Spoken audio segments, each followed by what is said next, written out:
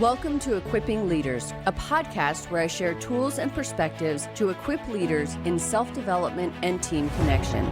I am your host, Natasha, and I am excited to share today's episode with you.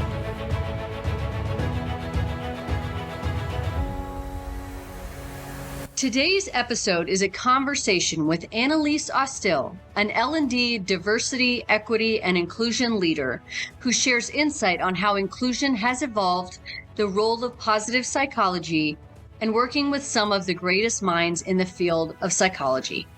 Hello, Annelise. I'm so excited to talk to you today. Before we jump in, I'm going to have you introduce yourself and tell us a little bit about you. Yeah, that sounds great. So thrilled to be here too. Hi, my name is Annelise, and my background is actually in positive organizational psychology. So I had this really amazing opportunity to study in graduate school with Mike Csikszentmihalyi, who was a co-founder of Positive Psychology, which is really a field focused on, hey, a lot of psychology focuses on dysfunction or what's not going right. Let's focus on people who are thriving. Let's think about organizations who are doing really well and last for a long time, and use that as an exemplar for what to study and how we can show up in our lives. So I think that reframe was really useful and helpful. And that actually just has informed a lot of my life and work since then. It was a really powerful experience and had some great community come out of that too. From there, I worked at a larger consulting firm and then moved to a smaller consulting firm that's really focused on how do you create behavior change at scale?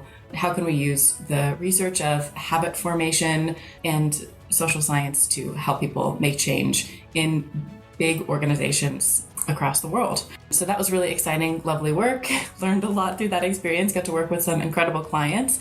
And now I'm here at EA Games, where I lead our diversity, equity, and inclusion learning and development programs and strategy. So it's been a fun experience and a good ride. And I'm based in Denver, Colorado. And other important things to know about me are I have probably the cutest dog in the whole world. I know this is controversial, but I have a little terrier mutt named Julep who's just living her best life. So those are the key important things to know about me.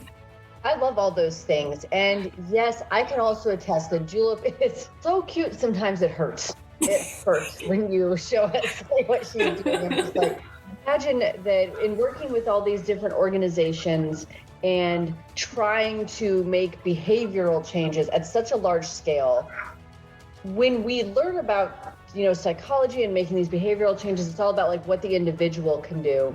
So in your experience, what are kind of some of the first steps that an organization can do to even look at and acknowledge and then begin to change behaviors in a massive way across a large organization? Yeah, that's a great question. I'd say a few different things. One would be just really taking time to understand what's going right in their organization. And I think this is kind of informed by some positive psychology practices, but appreciative inquiry around where are we really strong? Where do we show up really well? What's something that works well that can be kind of a resource or a template for us moving forward, as well as thinking about where do we want to be? What are our aspirations? I think it's really helpful to think about in the next 3 to 5 years, how do we want to show up? What is it that we're going to really need to build capacity around as well to be able to get there? And I think that that's actually a very challenging thing to do because it takes asking a lot of people through the organization. It takes a lot of deep thinking and challenging thinking work to get really clear about what that means. And also a lot of work to get really simple about it, because I think it can become kind of like a laundry list of like, well, we're also good at this. And like, oh, this is something that like everyone's talking about. We need to have this. And so I think doing that work and also the work of simplifying it and getting it down to the top few things is really critical, because I think one of the biggest things that happens in large organizations especially is because it becomes so complex, not just complicated, but complex, that there is a lot for everyone to navigate just in their everyday lives. And there's a lot of work that happens that's all well-intentioned, but can sometimes add a lot of noise to the system. So if you can get really clear on the top 3 things you want people to work on, that can be a huge relief for everyone, because our attention is limited. There's only so much we can integrate into our lives or change. And so the more simple we keep it, the better. I love that it's not looking for attribution and this fix for these things that are wrong. There are things that are wrong that need to be addressed, of course, right? We address those. But at the same time, as leaders, it's what are we trying to work towards?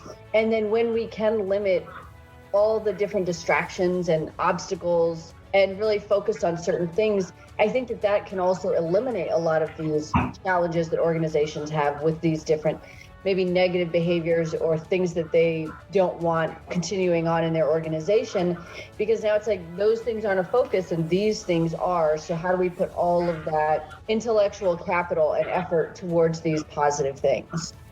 Yeah, it's like the same thing as like a performance review at the end of the year. Like you could have a glowing review and like one thing to work on, and like what are you going to focus on? It's the one thing to work on. So like even in the process where you're talking about strengths and resources and visionary, those things come up. That's inevitable. We want to continue to improve, and I think that's okay. And it doesn't necessarily mean you have to be kind of a Pollyanna about it, of like we're only focused on things we're good at, because sometimes there are things where you're like, if we don't address this, it's over. But I also think it's a lot more energizing and motivating when you start from a point of saying, hey, we've already made progress, or we're good at this because we enjoy it. And I think that's true personally and for organizations too.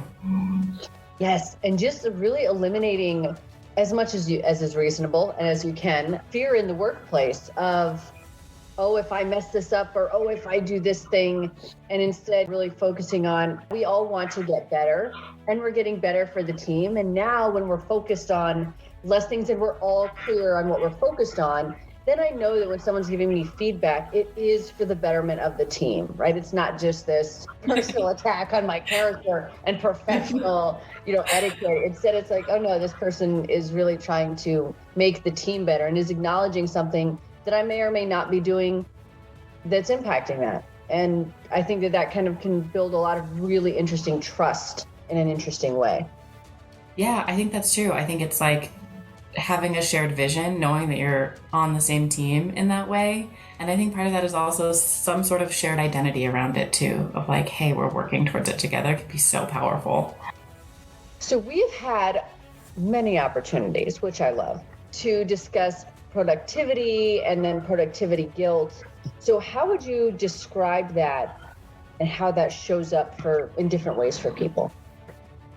Oh, I'm so glad we're talking about this, because we just read this amazing book about it called I Didn't Do the Thing Today. And I feel like it is just such a helpful reframe around productivity guilt. But I guess the way I think about productivity guilt is just feeling like our worthiness and success is based off of how much we get done in a day and how meaningful those things are. And I think when we don't always do that, having the sense of not being enough and worry that you're not contributing in the way that you need to, and letting that kind of derail you from living your life.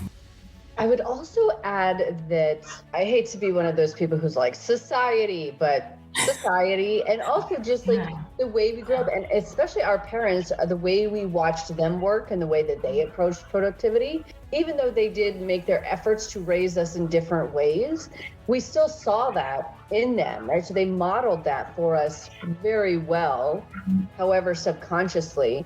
I think sometimes when I fall into this like productivity guilt thing where I'm like, all right, I had a list of 10 things. If I could just do 2 things each day, but then yesterday I was tired.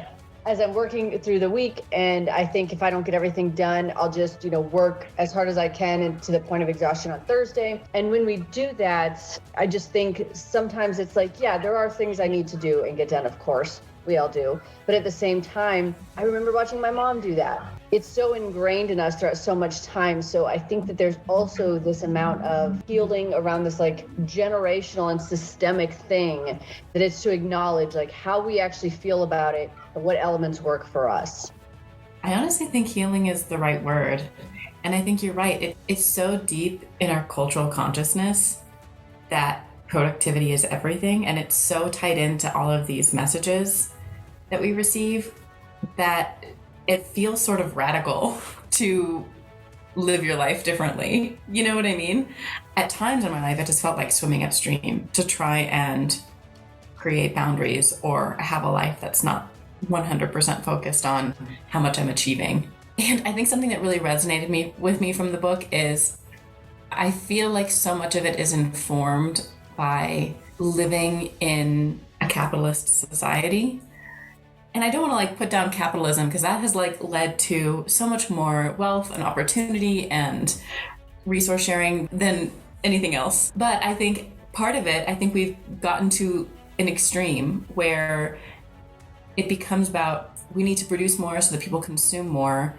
You work so hard, you exhaust yourself to the point where the only way of taking care of yourself is by purchasing more, either out of convenience or out of feeling like you're not getting care in other ways. And so it's like this cycle that feeds into itself of like, yeah, I'm just gonna eat out all the time because I don't have time to make dinner because I don't have any space or patience or capacity to do that, even though that's a simple thing. And I think it leads to all of these unintended outcomes, but at the end of the day, it all feeds a system around consumption. And I think that really resonated for me because I was like, this actually isn't about when I get into my achievement mindset, sometimes I can think it's about contributing or proving what I'm capable of, which I think in some ways is also true. It's not like all or nothing. But then it's also sort of like, but how much do I want my energy and attention and decisions to reflect just producing for the sake of producing at the cost of myself? When it becomes at a cost to you personally and your humanness, I think that's when it becomes a problem. I absolutely agree. I remember just growing up where that was kind of like the beginning of like our parents' generation, was really the beginning of your hobby should also somehow be this thing that makes you money as well. Yeah. It's just not a hobby. It's just a second job. Like that's just the nature of a hobby. And so it's really interesting because even, we see that even reflected in social media or something. Somebody has this really great hobby that they love doing and people are like, oh, you should start an Etsy shop, follow your bliss, right? But then there's this thing where it's like sometimes things can just be for the relaxation, for the mental health benefits, for no tangible outcome. And that can be perfectly okay too. Yeah, and I feel like the other part of that is it can stop me personally from doing things that I want to do because it doesn't end up leading to this beautiful result. And then is that worth it? Then was that just a waste of my time? I would get into thinking like that, where you're like, well, who freaking cares? There's so much in life that doesn't lead to this result. And then you just lose the joy. And then you get it's kind of like moving into kind of a fixed mindset too of like, I either have to create something that's the best or I'm not going to do it at all. And like, then you lose so much richness in your life. So I feel like I didn't give this enough attention at the beginning when you said this, but you got to work with Csikszentmihalyi. Obviously his big thing was flow and what that feels like and what that is.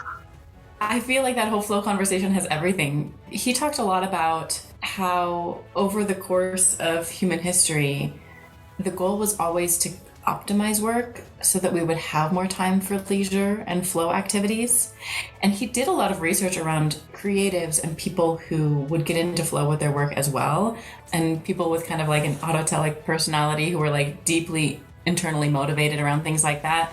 But his whole thing was we as a society should be working to make sure that we have more time for flow. And a lot of that does come from our leisure activities. It's like, yeah, am I playing the guitar after work? Am I collaging? And flow is sort of this really beautiful experience where you have a certain amount of challenge and a certain amount of skill. And it can't be too easy because then you're not attending enough to it. It becomes boring. And it has to be an opportunity where you get really immediate feedback so that you can see how you're developing in the moment. And that in and of itself is very rewarding. But when you're in flow, it's like you're not even keeping track of time. You're totally absorbed in what you're doing. You lose track of time and you don't even think about how you're feeling in that moment. It's afterward that it feels really satisfying to you. And I think that that's a really nice state to think about of like, how do I optimize flow in my life? And part of that means I have to have the personal capacity to want to engage in those things. I can't be exhausted, first of all, because when I'm exhausted, all I want to do is rest, or I want like junk flow, as I call it. I want to watch TV. or like just not have anything that takes anything from me. You know what I mean? That doesn't require any skill. And so part of that is to create more opportunities for flow. I need to have the capacity and space to want to engage in those things, and also the opportunity to still have some challenge associated with it that's not external necessarily. I appreciate that focus too on that optimizing your life. So there was this woman on TikTok who she posted this video about how we were lied to as a generation about how we find what you love and you'll never work a day in your life. And she said sometimes that's the case and you can find that and that's fine, but stop pressuring yourself to find that, because maybe it's just how you make money. And nobody wants to be miserable, but maybe that's how you make money. And then there's these other things, like there's so much other richness in your life to have these external things that then make me be more present when I am doing, work, especially things that I'm not super stoked about. Yeah. And I also think with that, like this is tied into the productivity guilt thing too. We always talk about like optimizing for work, or like, how can I be more productive? That's what we optimize for, right? And it's like we have all these morning rituals, or like these things that we feel like are going to be like, oh, we're going to be so successful now. But I think there is something around like, yeah, how do you think about your life more holistically? And one really helpful exercise that we did in grad school was actually this exercise where you, like on your deathbed, what would you have wanted to say about your life? Which is a really helpful reframe around what actually is important to you. Rarely do people talk about their achievements at that point. They all talk about relationships, community, other sources of like deeper meaning. And I think that's something really helpful to think about in terms of your time now. I think work is really meaningful. That's literally why I study ways and why we work and how to show up well at work. But it doesn't have to be everything. And I think nothing should take up every part of your life, whether that's your hobby or your job or anything, because then you lose out on so much that's available and beautiful. Yes. It almost becomes this obsession when you do have this one thing that's like taking over so much of your life. See, when I think about that, it's like it takes up so much of your time and your energy and your day just to be focused on this one thing. Like there doesn't need to be a common thread. There can be no thread, and that's also perfectly fine. Yeah, and there's seasons of life. So at certain seasons, maybe I'm going to be doing a lot of collage work and that feels really satisfying. At other points, I don't want anything to do with that. And I am working more because that feels good in the moment. And I think that's also like a nice part of it. You can have a lot of things, just maybe not all at once. You introduced me to the work of Barbara Fredrickson. So can you tell us more about her work and how that has impacted you and your work? Oh my gosh, I love Barbara Fredrickson, positive psychologist. And she does a lot of research on positive emotions, because we do have a lot of research on negative emotions and why they're useful, how they serve us from an evolutionary standpoint of, yeah, it's really helpful to have high adrenaline because it really narrows your cognitive focus, and then you are narrowed in on that bear coming after you. And that's important, and all this other detail doesn't matter at that moment. But what she wanted to do was think about, okay, but then why do we have positive emotion? What does that do for us? How does that serve us? And so she has been doing a lot of research and came up with this theory called the broaden and build model. And it talks a lot about how when you experience positive emotion, it actually broadens your cognitive capacity and your cognitive focus. And so it helps you see other opportunities and resources in your environment and also feel safe enough to go out and experience those things. And then it's sort of like this positive upward spiral of once you have some of those positive experiences, you have more resources that leads to more positive experiences, that leads to more broadening of your sphere and focus and relationships and opportunities. And I think that that's just such a nice thing to think about, because it helps you just say, let's celebrate play and fun and positive things. And that's a great thing to search for and seek for and savor in your life, because it does lead to other good things in the world. I think sometimes it can be a little bit of a trap to be like, all I want to do is be happy, because I think we all have emotions change and moods change and life is complex. But I think it helps you in the moment just savor positive experiences and know that that's good for you. I know that when you had mentioned her work, I immediately Googled, got her books, super into it, absolutely love it.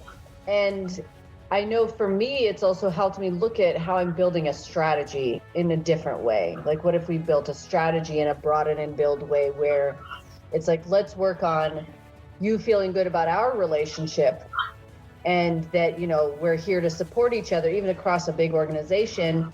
And then from there, maintain a good structure of consistency and, you know, getting support in that way, but ultimately focusing on the fact that these are all people with different diverse needs and requirements. And so really taking the time to understand that, and then thinking, I really care about what it is that they need and what it is that they're aiming for. And I'm working to understand that. I've only just started this, but I'm excited to see how it works out.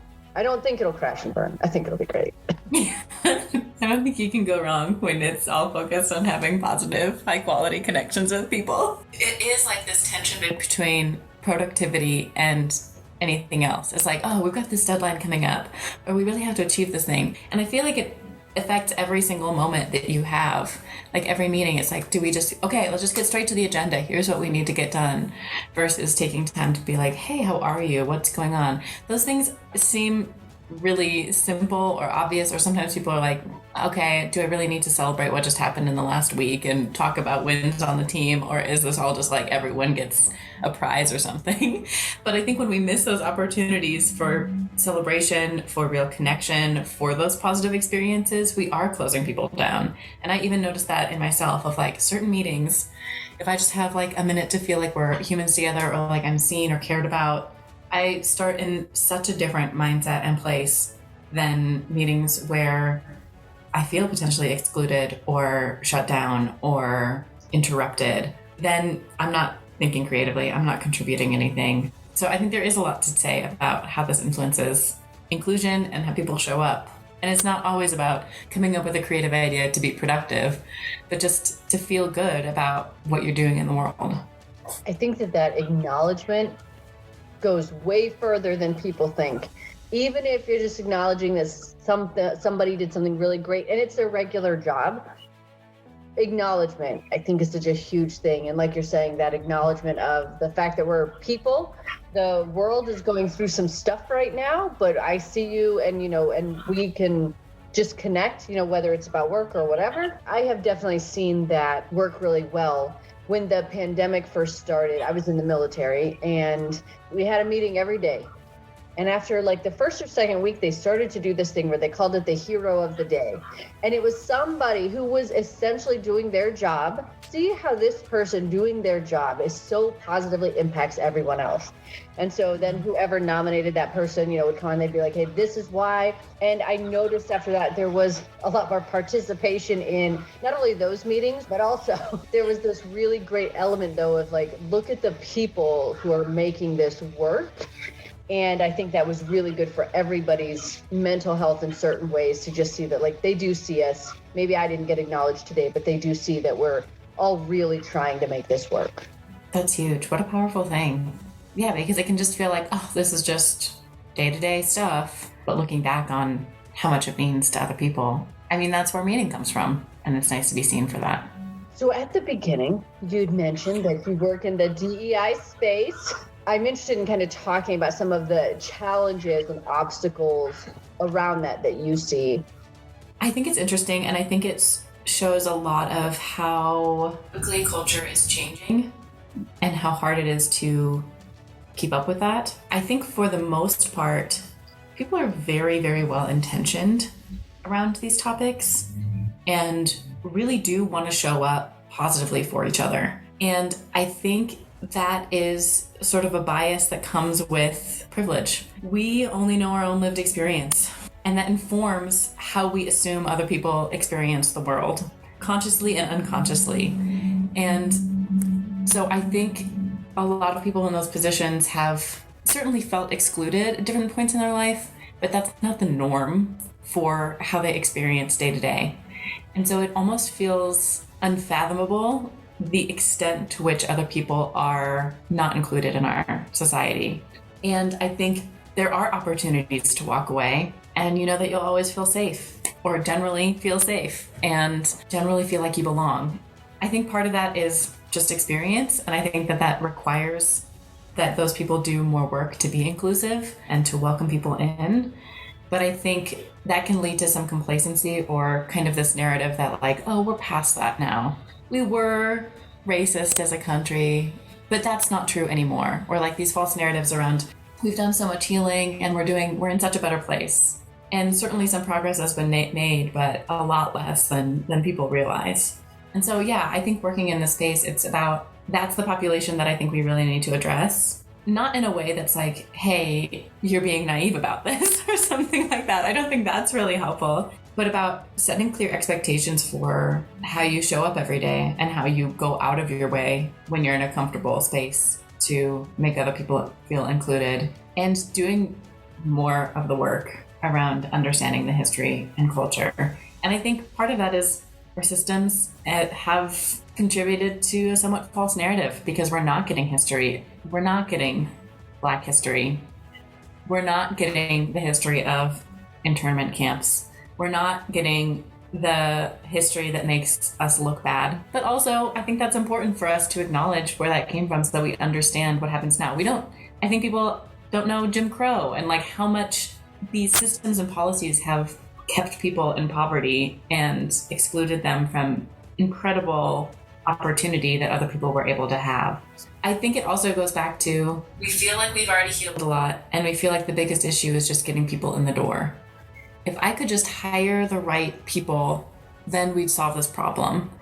And I think that's also false. I think that there has to be a lot more work around how do we create a culture where people feel acknowledged and seen and included and like they belong, which takes a lot of work and is everyone's responsibility, versus I have the right number. And it's really tempting to say, I have the right number. This is like a goal that makes sense to me. Or I can blame it on the hiring manager. I can blame it on recruiters. There's somebody else I can put this on. But inclusion is like, no, this is how I show up every single day. And this is how I work to be curious and learn more. And I think that's actually the first step and the most important step, because that needs to be consistent and it needs to be ongoing for us to create spaces where we can have the conversations like that and still learn from it and be safe with each other and get better. You very kindly and beautifully framed it in this people's lived experiences. And I know that sometimes when I'm talking to some of my male friends and you talk about things that just happen to women, and they're like, I can't and it's like, because you don't think that way, right? You may be a man who does not think that way and wouldn't do that. Also, when people just have such a different way of thinking, to think that someone else is less than for whatever reason, and then once you feel like somebody else is less than, then it's very easy to dehumanize and then behave in certain ways. Yeah, it's true. It never goes away. And it also requires, for people who aren't experiencing that, a lot of continuous perspective taking and questioning and understanding. Because there's also a lot of people who are like, I would never think that way. I would never do something egregious or that would be harmful. But there are small moments where you might be exclusive without realizing it.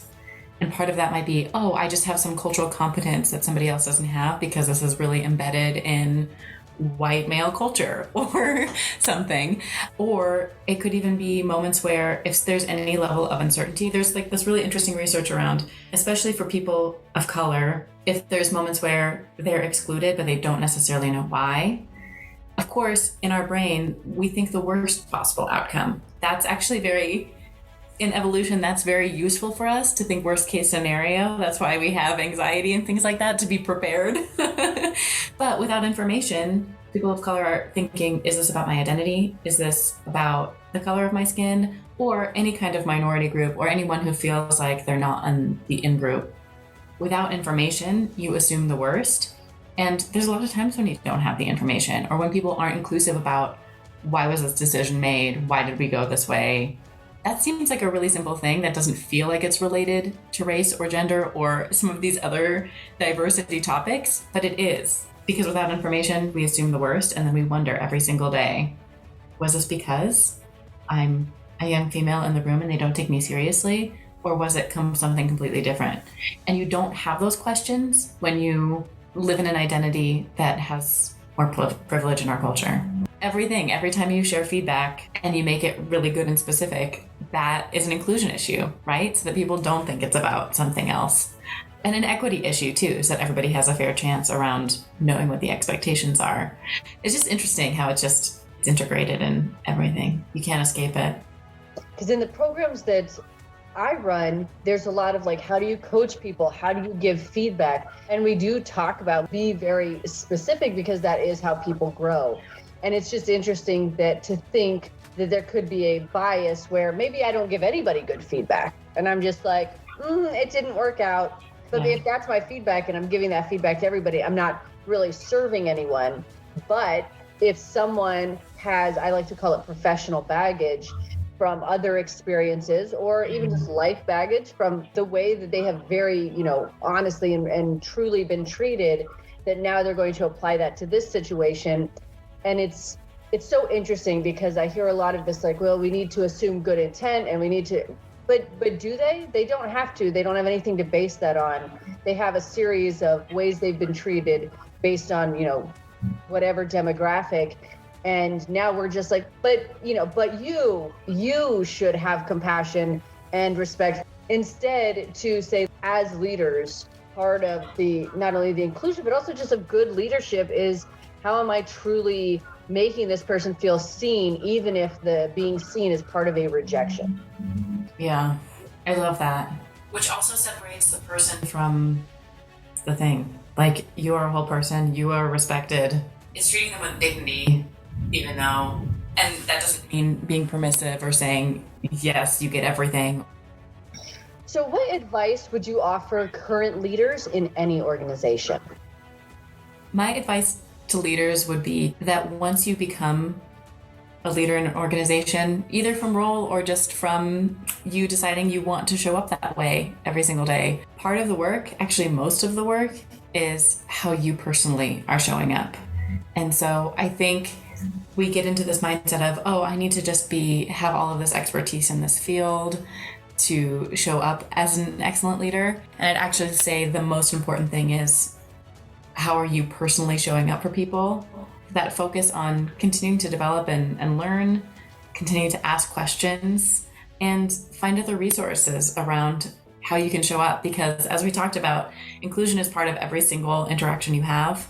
And that's really, really powerful. And you are an incredible model for how other people behave, whether you know it or not. Everything you do matters in a positive way and in a way that means that you have a really good opportunity to continue to grow as a person. And that's rad. Awesome. This is so amazing. Thank you so much. Oh my gosh, thank you. This was such a great experience. I always love talking with you. So thank you for having me on your podcast. Thank you for listening to this episode of the Equipping Leaders podcast. For more leadership development content, you can visit my website, natashacheyenne.com, where you will find my leadership journal with dozens of articles, and the Cultivation Cafe, which is always growing and has leadership frameworks, book recommendations, and inclusion and mental health resources. You can also follow me on Instagram at novel_Natasha or at Equipping Leaders Podcast, and on Twitter at Natasha Cheyenne. Join me next week for another episode.